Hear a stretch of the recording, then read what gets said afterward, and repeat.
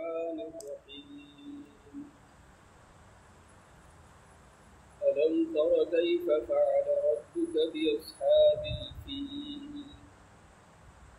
ألم يجعل كيدهم في تضليل وأرسل عليهم طيرا أبابيل ترميهم بحجارة من سجيل فجعلهم كعصف مأكول صدق الله العظيم. اس سورہ کا نام سورہ فیل ہے. فیل کے معنی ہاتھی کیا، اور کیونکہ اس پوری صورت میں ہاتھی والے کا قصہ بیان کیا گیا ہے، اس لیے اس پوری سورہ کا نام سورہ فیل ہے. یہ سورہ مکہ مکرمہ میں نازل ہوئی.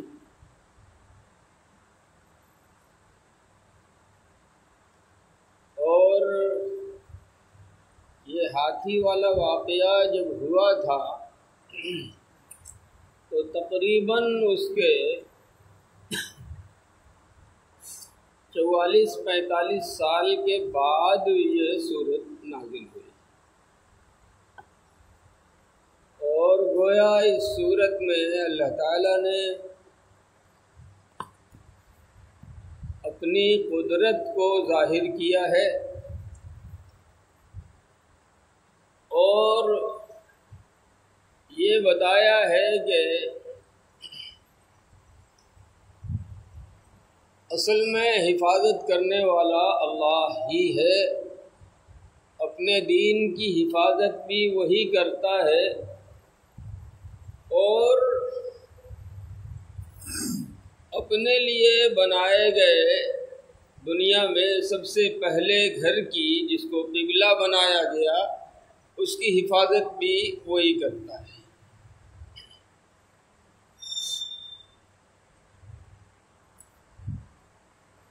یہ کہانی تھوڑے اور پچھلے وقت سے شروع ہوتی ہے، جس کا تذکرہ اللہ تعالیٰ نے سورہ بروج میں کیا ہے. اس سے پہلے قرآن کریم کی ایک سورہ ہے، اس کا نام ہے سورہ بروج.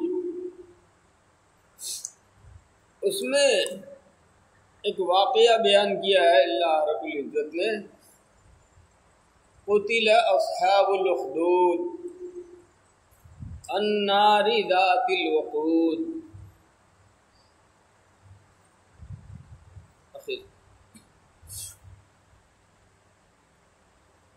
معاملہ کیا ہوا؟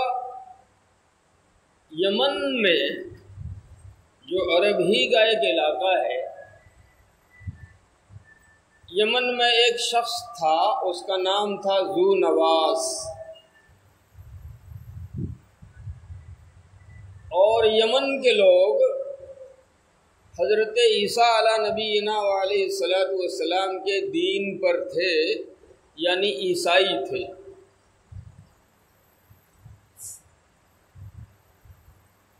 یہ ذو نواس نام کا شخص جو یمن کا بادشاہ بنا، یہ مشرک تھا، اللہ کے علاوہ غیروں کی پوجا کرتا تھا اور بڑا ظالم طبیعت اور مزاج کا تھا. اس نے اپنے لوگوں کو، وہاں کے رہنے والوں کو شرک پر مجبور کرنا شروع کیا. بہت ستایا، لیکن لوگوں نے اپنا پرانا دین اور پرانا مذہب نہیں چھوڑا اور حضرت عیسیٰ علیہ السلام کے مذہب کے مطابق زندگی گزارتے رہے. اس نے جب دیکھا کہ لوگ یوں نہیں مانتے تو ایک بہت بڑا گڈھا کھدوایا اور گڈھا کھدوا کر اس کے اندر آگ جلوائی.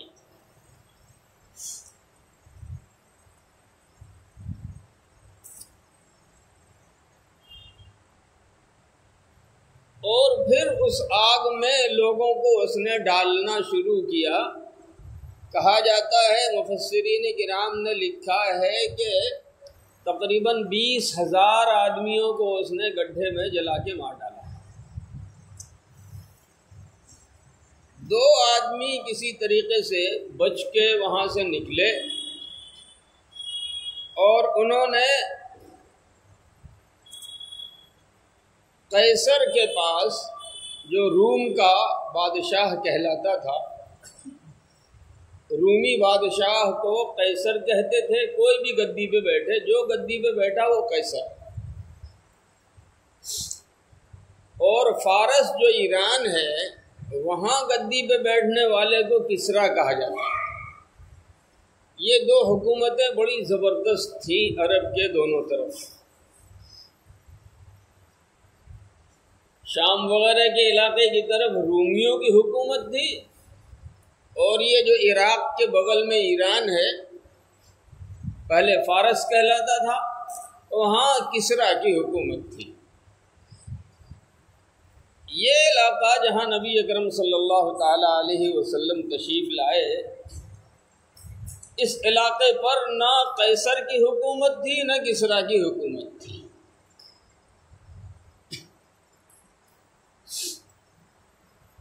یہ دونوں آدمی قیصر کے پاس پہنچے، اور قیصر بھی چونکہ عیسائی مذہب رکھتا تھا، وہاں جا کے ان سے کہا کہ ذونواس نے بڑا ظلم کیا ہے،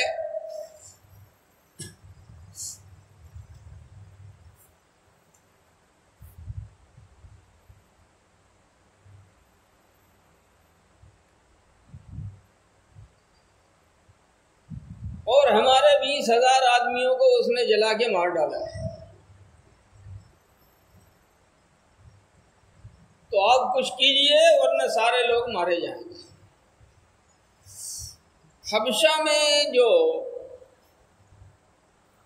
حبشہ کا جو علاقہ ہے، وہاں کا رہنے والا، گدی پہ بیٹھنے والا نجاشی کہلاتا ہے.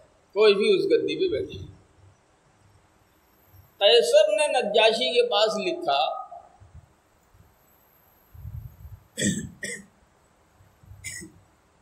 کہ آپ ذونواس کا علاج کرو. نجاشی نے 2 بڑے سرداروں کو، ایک کا نام اریاد اور ایک کا نام ابرہہ اشرم، ان دونوں کو فوج دے کے بھیجا اور کہا جاؤ ذونواس کا علاج کرو. یہ لوگ یمن گئے، ذونواس اور اس کی فوجوں کو مار کے بھگایا اور معاملہ ختم ہو گیا. ذونواس دریا میں ڈوب کے مرا. یمن پر ان دونوں کی حکومت چلنے لگی، جو ماتحت تھی حبشہ کے، اور وہ ماتحت قیصر.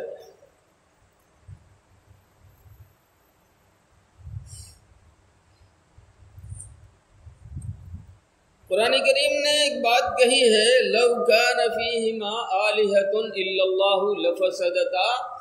زمین و آسمان میں اگر 2 خدا ہوتے تو کب کے ٹوٹ پھوٹ کے بگڑ جاتے.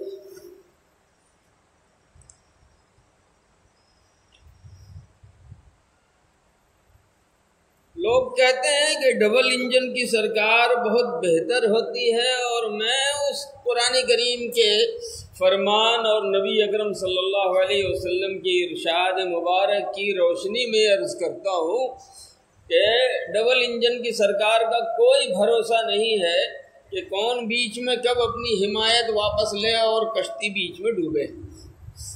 پھر یہ دونوں رہیں گے تو دونوں اپنی اپنی چلائیں گے اور دونوں اپنے اپنے حساب سے عوام کو لوٹنے کی کوشش کریں گے۔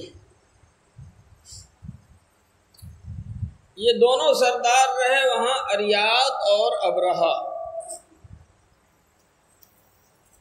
ان دونوں میں آپس میں پھر اختلاف پیدا ہوا اور دونوں اپنے اپنے حمایتیوں کی فوج لے کر کے آمنے سامنے ہو گئے۔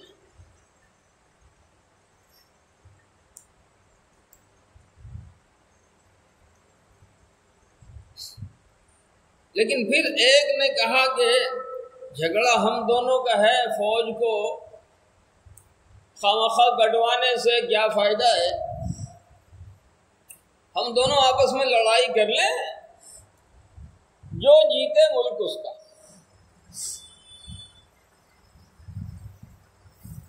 ان دونوں نے مقابلہ شروع کیا۔ اریات نے ابرہہ کو مار مار کے زخمی کر دیا، اس کا چہرہ زخمی کر دیا، پیشانی کا کچھ حصہ کٹ گیا۔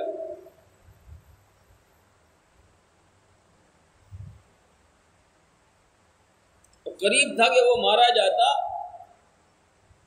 اریات کا ایک غلام تھا ابرہہ کا، اس نے اریات کے اوپر حملہ کر کے اس کو مار ڈالا۔ ابرہہ بڑا خوش ہوا اور اس کو بڑی عزت دی اور اس کو مرتبہ بھی دیا۔ یہ خبر قیصر کو پہنچی تو قیصر بڑا ناراض ہوا۔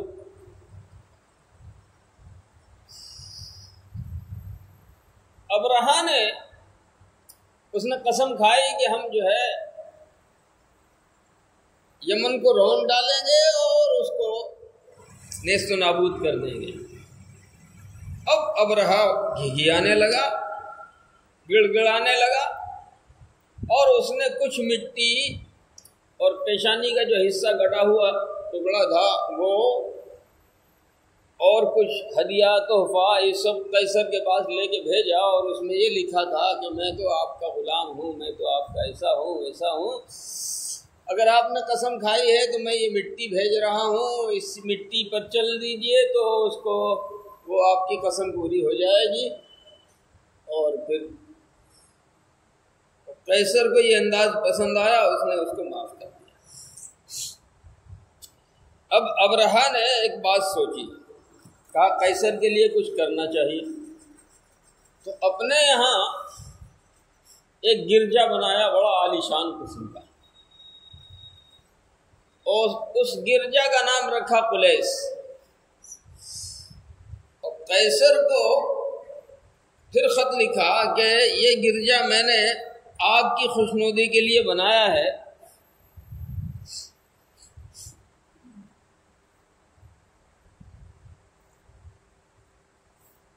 اور اس نے پورے یمن میں اپنے لوگوں میں اعلان کر دیا کہ وہ جو مکے والا کعبہ ہے اب وہاں جا کے طواف کرنے کی ضرورت نہیں ہے، یہ جو گرجا عالیشان بنایا ہے سنگ مرمر سے اور چیزوں سے، تم لوگ یہاں آ کے اس کی زیارت کرو اور اس کا طواف کرو۔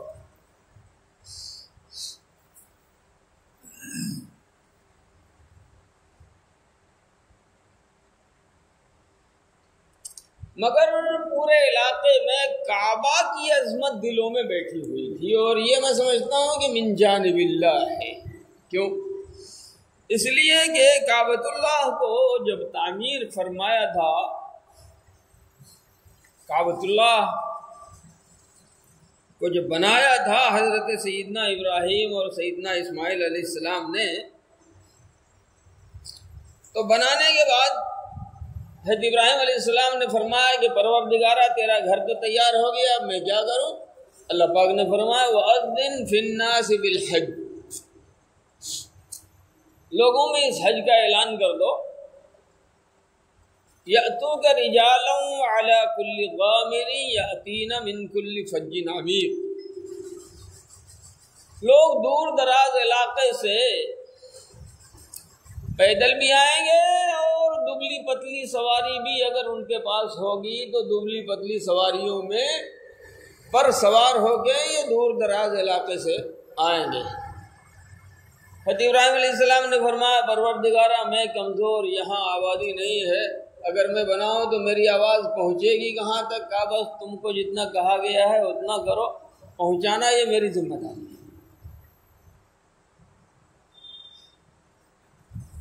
پہاڑی پہ چڑھ کے، ابو قبیس کی پہاڑی پہ چڑھ کے حضرت ابراہیم علیہ السلام نے اعلان کر دیا کہ لوگوں تمہارے رب کا گھر تیار ہو گیا ہے، آؤ اس کے طواف کے لیے اور اس کی زیارت کے لیے آؤ۔ دلوں میں ایک جگہ بن گئی۔ اب یہ جو ابرہہ تھا، اس نے جو اپنا ایک گھر بنایا بہت شاندار، بہت عالیشان، اور لوگوں کو مجبور کیا کہ وہ آ کے اس کا طواف کریں، اس کی زیارت کریں، وہی معاملہ جو کعبۃ اللہ کے ساتھ کرتے ہیں وہی سارا معاملہ اس گھر کے ساتھ کریں، لیکن لوگوں نے اس پر توجہ نہیں دی۔ اس نے تھوڑی طاقت کا استعمال کیا ابرہہ نے، تو اسی بیچ میں ایک واقعہ پیش آ گیا۔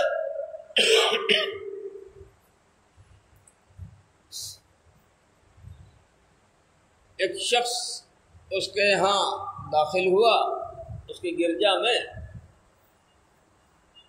وہاں جا کے اس نے پاخانہ کر دیا اور اس کے بعد چلا آیا۔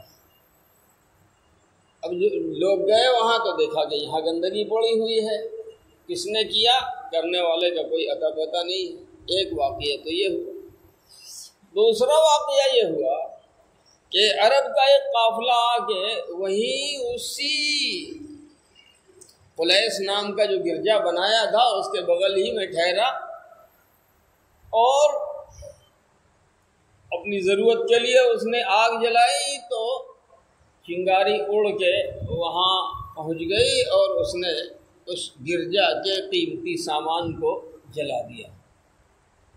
ابرہہ کو بڑا غصہ آیا اور اس نے وہی طے کیا کہ اب میں مکے والے کعبے کو رہنے نہیں دوں گا، جب تک مکے والا کعبہ رہے گا تو لوگ میرے اس کعبے کی طرف متوجہ نہیں ہوں گے۔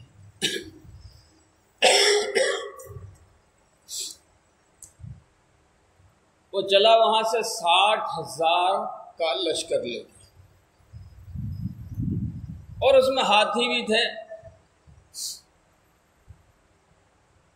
بہت قداور اور عظیم الجثہ جو ایک ہاتھی تھا اس کا نام محمود تھا۔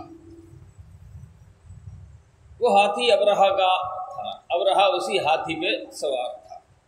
اس کے علاوہ کتنے ہاتھی تھے؟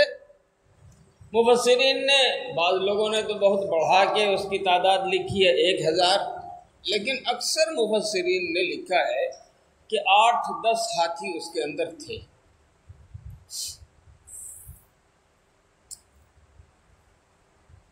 فوج البتہ 60,000 کی تھی۔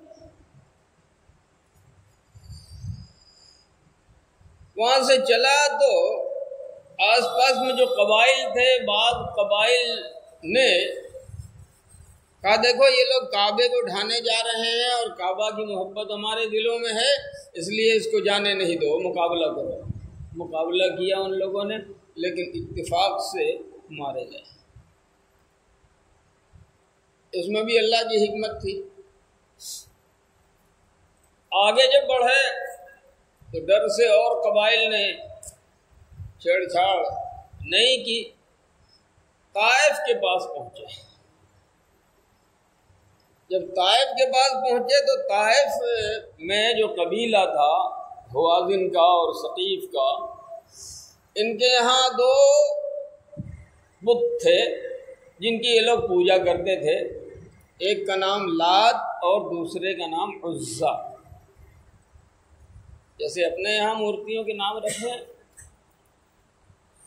ویسے وہاں بھی جو مورتیاں تھیں تو ان کے نام انہوں نے رکھے تھے، اور اس کا مندر بنا ہوا تھا، ایک لات اور ایک عزا۔ حالانکہ طائف والوں کے دل میں بھی کعبے کی محبت تھی، لیکن ان لوگوں نے دیکھا کہ اگر ہم اس سے چھیڑ چھاڑ کرتے ہیں تو یہ لوگ ہمارے اوپر چڑھائی کر کے ہمارا مندر توڑ دیں گے، ہماری مورتیاں ختم ہو جائیں گی، اس لیے انہوں نے کمپرومائز کر لیا، صلح کر لیا۔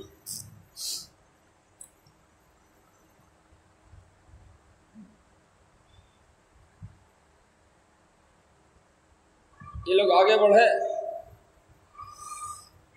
اور ابھی جو حجاج کرام جاتے ہیں منا، اور منا سے مزدلفہ ہوتے ہوئے عرفات جاتے ہیں، تو وہیں منا اور مزدلفہ کے درمیان اسی کے حصے میں مزدلفہ سے متصل ایک جگہ ہے، اس کا نام ہے وادی محصر۔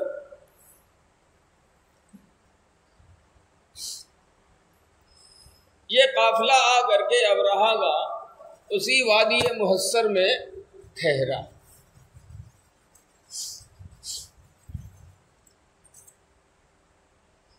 اور عرب والوں، مکے والوں کے جتنے اونٹ چر رہے تھے وہ سارے اونٹ پکڑوا کے انہوں نے اپنے قبضے میں کر لیے۔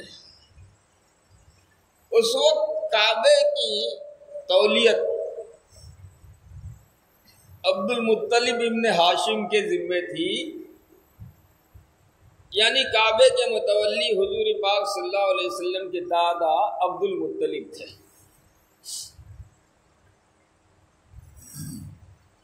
عبد المطلب نے دیکھا کہ یہ 60,000 کا لشکر ہے، پورا طاقتور، ہاتھیوں کی فوج بھی ہے اس کے ساتھ، تو اپنے لوگوں سے کہا کہ ایک کام کرو، تم لوگ اپنے گھر مکان خالی کر دو، پہاڑوں پہ چلے جاؤ۔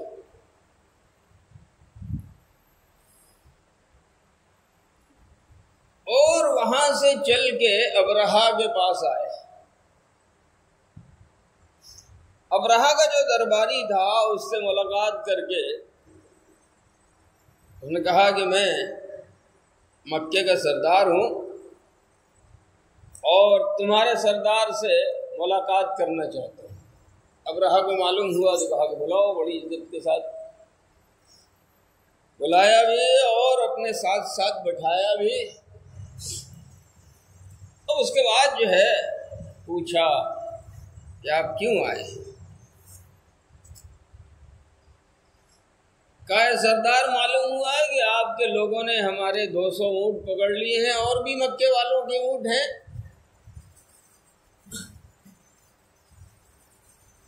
ہم اس لیے آئے ہیں کہ آپ ہمارے اونٹ چھوڑ دیں۔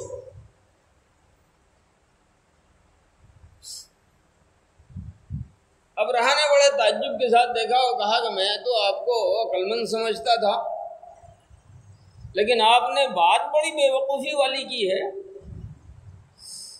کعبے کو بچانے کی کوئی بات آپ نہیں کر رہے، اور یہ معمولی سا اونٹ جو ہوتا ہے، یہ اونٹ کی حفاظت کی بات آپ کر رہے ہیں، آپ ہم سے اونٹ چھوڑنے کے لیے چاہ رہے ہیں، یہ نہیں کہتے کہ مطلب کعبۃ اللہ کو چھوڑ دیجئے۔ تو عبد المطلب نے جو جواب دیا ہے، تمام مفسرین نے اس جواب کو اپنی کتاب میں، اپنی تفسیروں میں نقل کیا ہے۔ عبد المطلب نے کہا کہ سن سردار، اونٹ میرے ہیں اس لیے میں مانگنے آیا، اونٹ میرے ہیں اس لیے میں مانگنے آیا ہوں، کعبہ جس کا ہے وہ سمجھ لے۔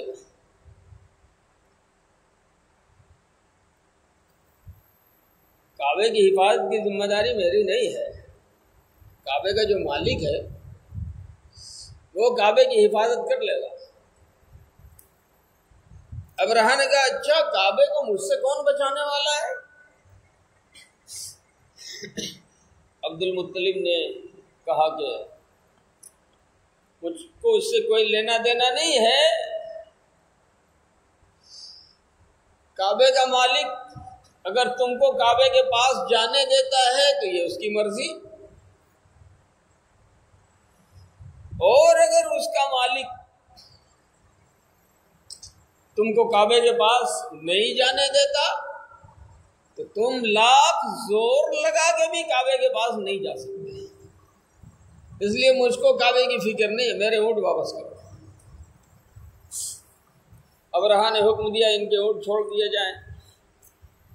سب اونٹ لے کے چلے آئے.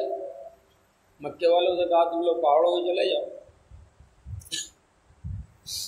اور کعبے کے پاس آئے. کعبے کے پاس آئے، دروازے کے پاس کنڈا پکڑ کے کہا کعبے کے مالک تو جان رہا ہے کہ ہم لوگ کمزور ہیں، اور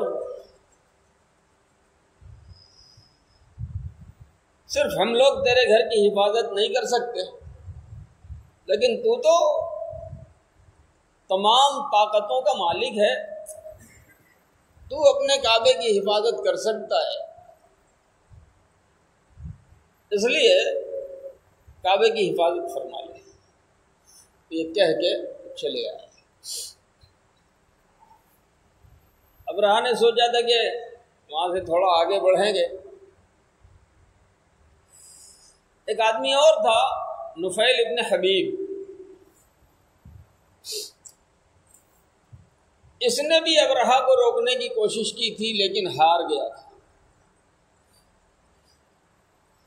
اور پھر ابرہا نے اس کو معاف کر دیا تھا. یہ آیا اور جو بڑا ہاتھی تھا ابرہا کا، قریب جا کے ہاتھی کے کان میں اس نے کہا کہ دیکھ ابرہا تجھ کو خدا کا گھر ڈھانے کے لیے لایا ہے، خیریت چاہتا ہے تو بھاگ جا، لیکن اگر تو نہیں گیا تو جس نے تجھ کو پیدا کیا ہے اس کی پکڑ سے تو بچ نہیں پائے گا. تو ہاتھی کے کان میں بول کے نفیل ابن حبیب تو چلے گئے.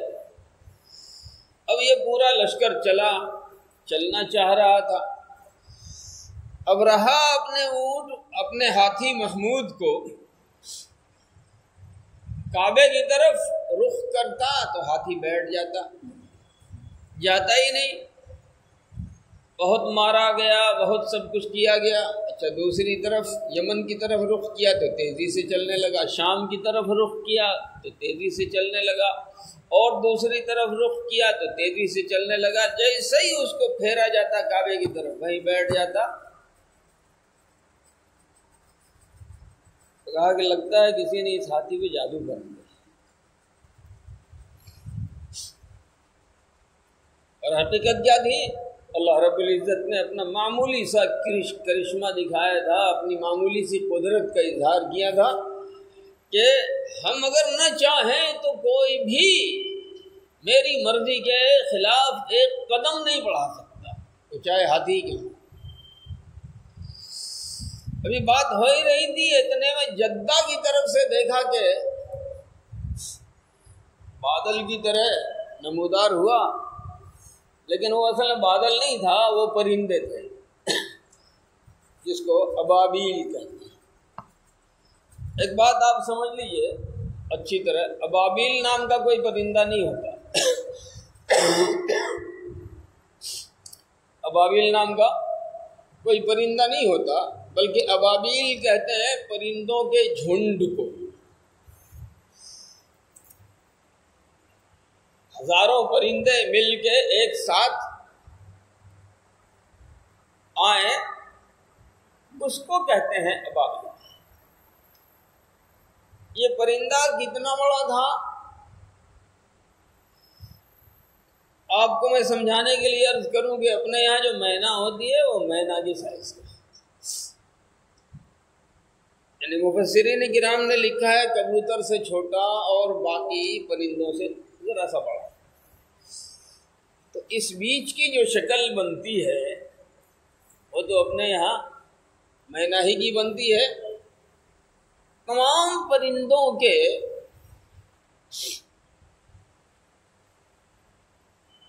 پاس 3 کنکریاں تھیں. اچھا مفسرین نے یہ بھی لکھا ہے کہ ان کے پنجے جو ہے پاؤں کے وہ لال تھے.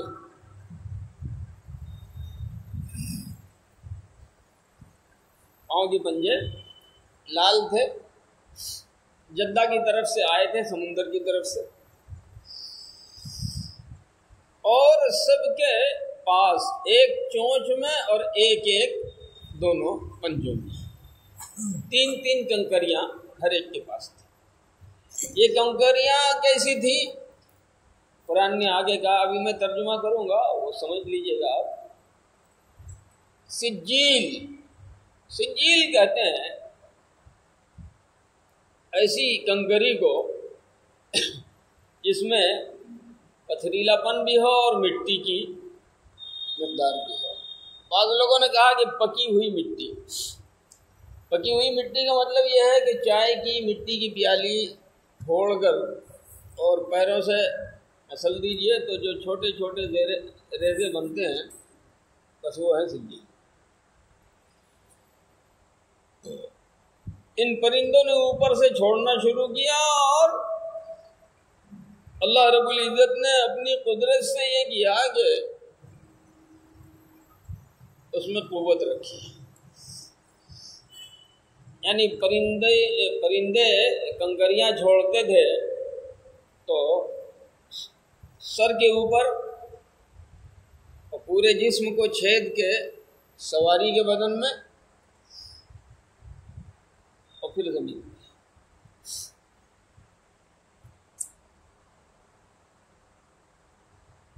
پوری کی پوری فوج قریب ختم ہو گئی. 2 محاوت ہاتھیوں کو چلانے والے تو مرے نہیں، ان کا جسم گل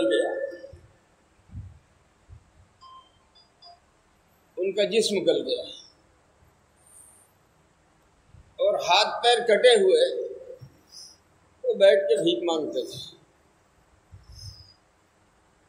بعض صحابہ کرام نے بیان فرمایا کہ ہم نے ان کو بھیک مانگتے ہوئے دیکھا ہے مکے کی گلیوں میں.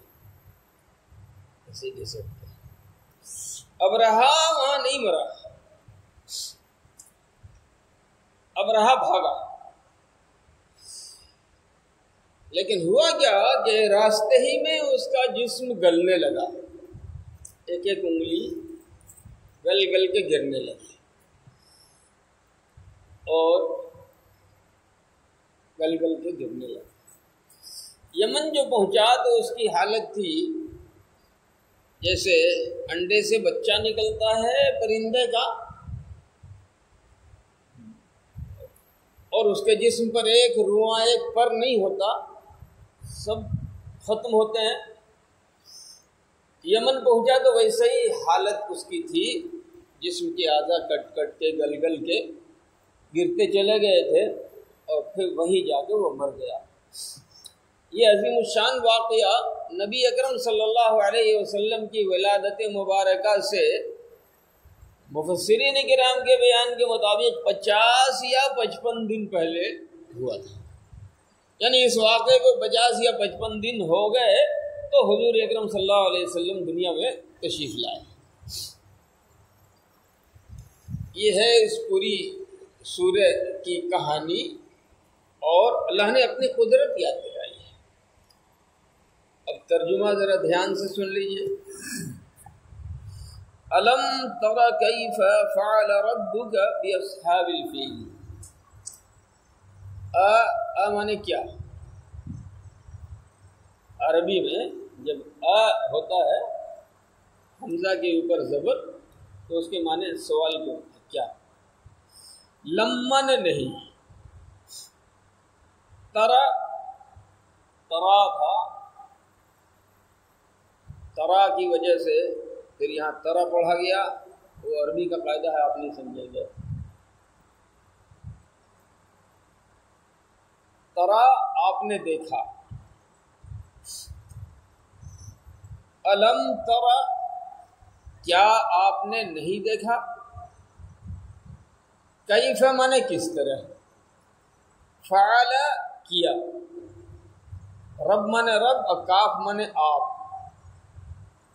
ربک آپ کے رب، فعل ربک آپ کے رب نے کیا، کیف فعل ربک آپ کے رب نے کیسا معاملہ کیا۔ با کے معنی ہیں ساتھ، اور اصحاب جمع ہے صاحب کی، اس کے معنی والے، ساتھی۔ فیل معنی ہاتھی، اصحاب الفیل ہاتھی والے، بھی اصحاب الفیل ہاتھی والوں کے ساتھ۔ کیا آپ نے نہیں دیکھا کہ آپ کے رب نے ہاتھی والوں کے ساتھ کیا معاملہ کیا؟ الم یجعل کیدہم فی تضلیل، الم مانے کیا نہیں، یجعل بنایا کر دیا، الم یجعل کیا نہیں کر دیا، کیدہم قید مانے تدبیر، مکاری کے ساتھ، الم یجعل کیدہ ہم مانے وہ لوگ، کیدہم ان کی تدبیر، الم یجعل کیدہم کیا ان کی تدبیر کو اللہ نے نہیں کر دیا، فی تضلیل ہلاکت میں، ناکامی میں، کیا اللہ تعالیٰ نے ان کی تدبیر ناکام نہیں کر دیا؟